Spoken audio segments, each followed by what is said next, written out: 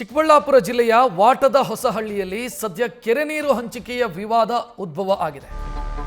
ಕೆರೆ ನೀರನ್ನ ಬೇರೆ ಕಡೆಗೆ ಕೊಂಡೊಯ್ಯೋದಕ್ಕೆ ಬಿಡಲ್ಲ ಅಂತ ಅಲ್ಲಿನ ರೈತರು ಪಟ್ಟು ಹಿಡಿದಿದ್ದಾರೆ.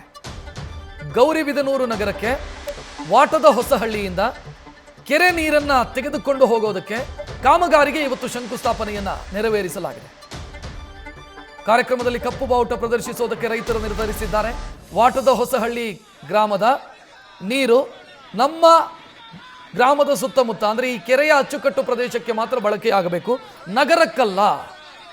ಈ ರೀತಿ ಮಾಡಿದರೆ ರೈತರಿಗೆ ಸಮಸ್ಯೆ ಆಗುತ್ತೆ ಅಂತ ರೈತರು ಆಕ್ರೋಶ ವ್ಯಕ್ತಪಡಿಸ್ತಾ ಇದ್ದಾರೆ. ಯಾವ ಕಾರಣಕ್ಕೂ ಕೂಡ ನೀರು ಕೊಂಡೊಯ್ಯೋದಕ್ಕೆ ಬಿಡಲ್ಲ ಅಂತ ಪಟ್ಟು ಹಿಡಿದಿದ್ದಾರೆ.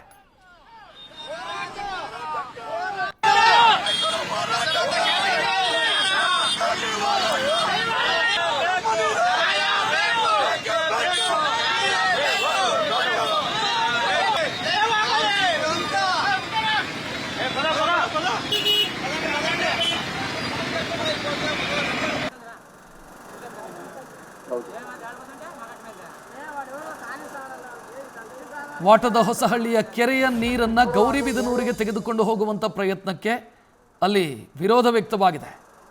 ಈ ನೀರು ಕೆರೆಯ ಅಚ್ಚುಕಟ್ಟು ಪ್ರದೇಶ, ಕ್ಯಾಚ್ಮೆಂಟ್ ಏರಿಯಾ, ಈ ಜಾಗಕ್ಕೆ ಮಾತ್ರ ಬಳಕೆಯಾಗಬೇಕು. ಗೌರಿಬಿದನೂರು ನಗರಕ್ಕೆ ನೀವು ಈ ಕೆರೆಯ ನೀರನ್ನು ಹೆಂಗೆ ಕೊಂಡೊಯ್ತೀರಿ? ಇದು ರೈತರಿಗೆ ಉಪಯೋಗ ಆಗಬೇಕಾಗಿರೋದು, ನಗರ ಪ್ರದೇಶಕ್ಕಲ್ಲ ಅನ್ನೋದು ರೈತರು ವ್ಯಕ್ತಪಡಿಸ್ತಾ ಇರುವಂತ ಆಕ್ಷೇಪ. ಗೌರಿಬಿದನೂರು ಕ್ಷೇತ್ರದ ಶಾಸಕ ಪುಟ್ಟಸ್ವಾಮಿ ಗೌಡ ಅವರ ಕಾರ್ಯವೈಖರಿಯ ಬಗ್ಗೆ ರೈತರು ಆಕ್ರೋಶ ವ್ಯಕ್ತಪಡಿಸ್ತಾ ಇದ್ದಾರೆ.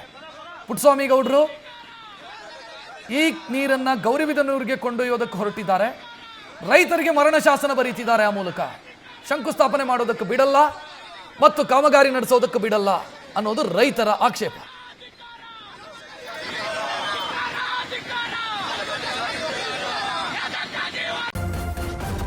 ನ್ಯೂಸ್ ಫಸ್ಟ್, ನಿರ್ಭೀತಿಯಿಂದ ನಿಮ್ಮ ಪರವಾಗಿ.